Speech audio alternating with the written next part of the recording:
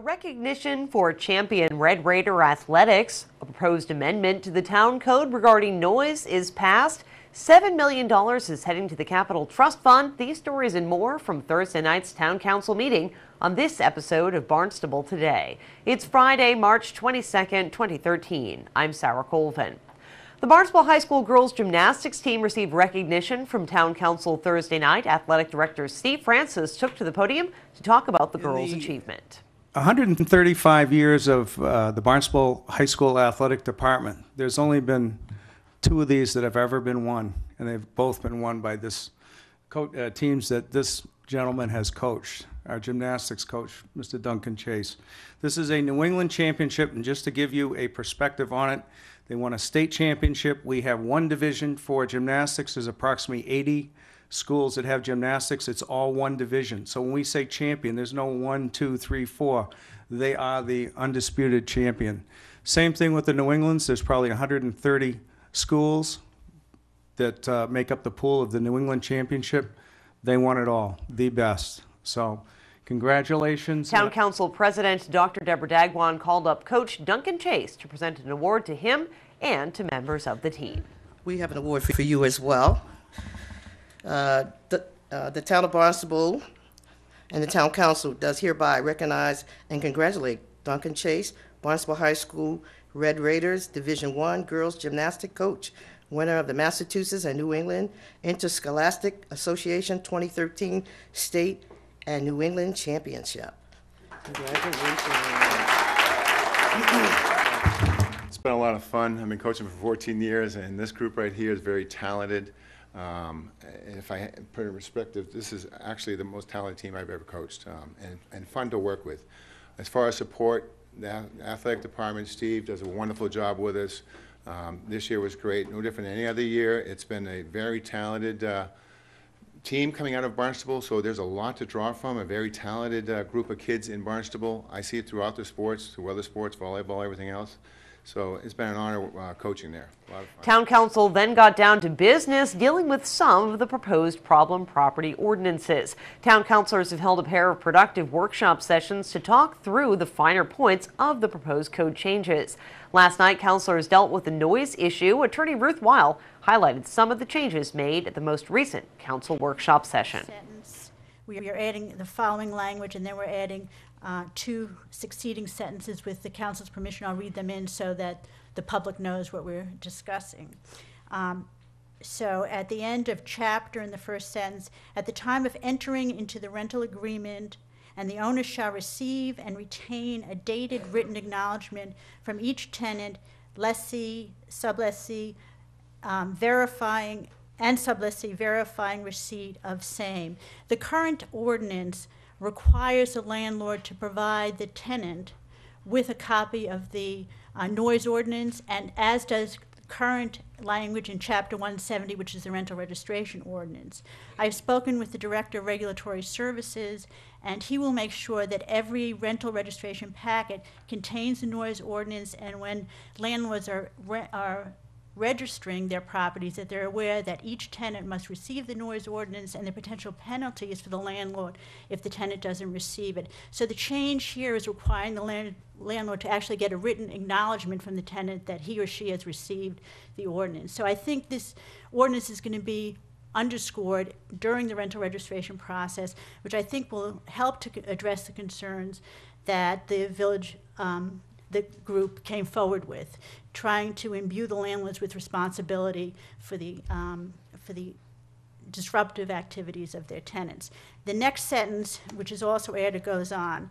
The owner of any building, dwelling, structure, premises, shelter, boat, or conveyance which is let, rented, or leased shall be notified in writing of each violation of this chapter which is committed by his tenants, lessees, and sublessees, period. After notice of 2 such violations within a 12-month period, the chief of police or his designee may request a meeting with the property owner to coordinate a plan to resolve the violations of this chapter. If the owner fails to meet with the chief or his designee, or if after meeting with the chief or his designee, the owner fails to implement the plan to resolve the violations. For each subsequent violation, the owner shall be deemed to have suffered to allow noise in violation of Section 130. Several councilors had comments, including former council president Fred Chirigotis. It is an existing ordinance. It does exist the way it is. It does place responsibility upon the person in charge or the owner, which is the only real difference that I see here, and it makes sense. I think it has parts to it that make sense, that people will be given notice, which, as was mentioned by a speaker, really puts the emphasis on people when they're accepting the tenancy or when they're making the rental, that this is real. This is something that's important to the town of Barnstable. So I think that makes sense.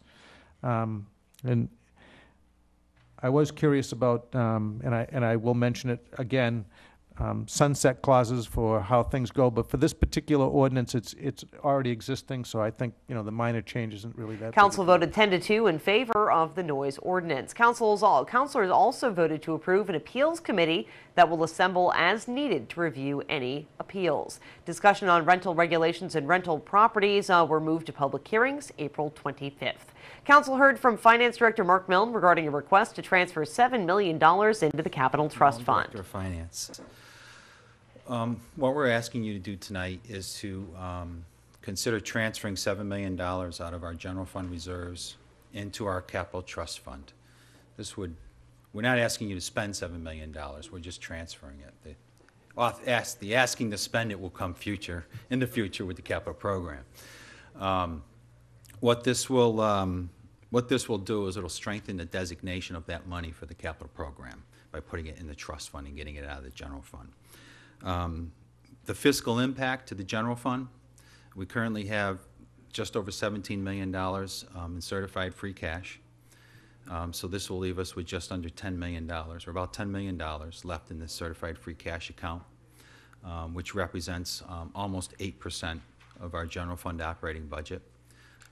Recommendation from bond rating agencies and professional organizations are that anywhere from 8 to 15% is a good amount to leave in your reserve. We're on the low end of that in the general fund, but we're comfortable with that because the strength in Massachusetts communities are the property tax base. The majority of our revenues derive from the property tax base, which is a very reliable funding source for operations as opposed to sales taxes and income taxes, which is what many communities in other states rely upon.